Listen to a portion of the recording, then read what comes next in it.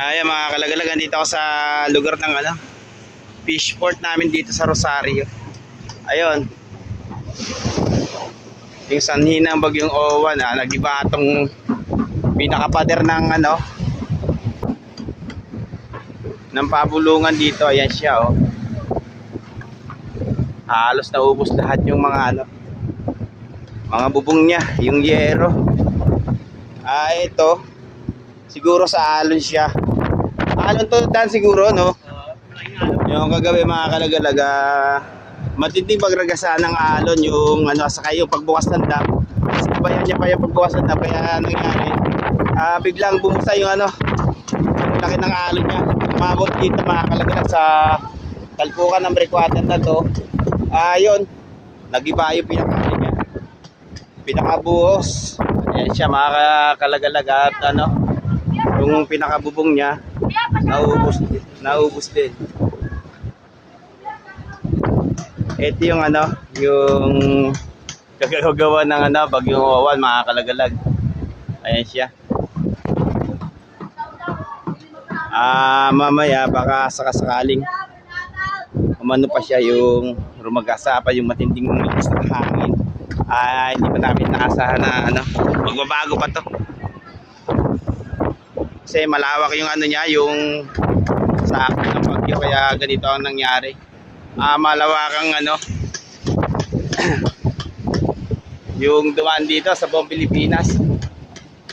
Tignan natin dito mga kalagalag kung anong nangyari dito sa kabila na to. Mukha na itong paris siya.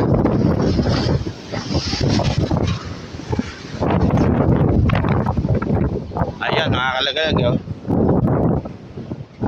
Mukhang bumigay din itong na to, pader na to. Mas mataas na siya. Ayan mga kabataan, mas mataas na siya rito, pero inaabot pa rin ito mga kalagala. Kasi kagabi, ayun, malaki yung tubig niya, saka high tide. Ganoon naman talaga mga kalagalag yung mga nangyayari pagdating ng malakas ng panahon o sama ng panahon.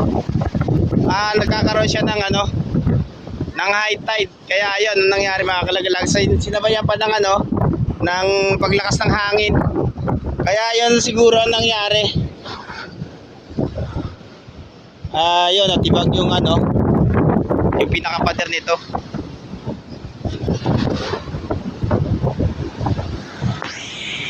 Ayan mga kalagalag, uwi na rin ako.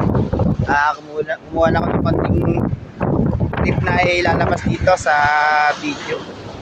Ayun, pinunta ko nga pala itong lugar na to at tinignan kung anong halagayan dito fish port namin dito sa lugar ng Rosario. Ayan siya. Medyo mahina yung pinaka ng mga bakal.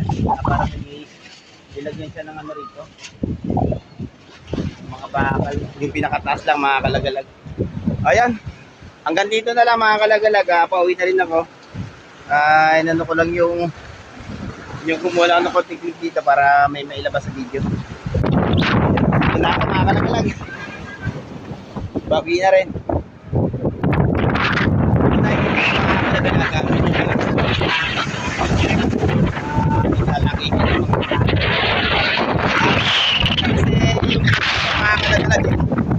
Hindi ko na mayanod sa kabila kasi nag-moist yung yung camera. Kaya dito na lang.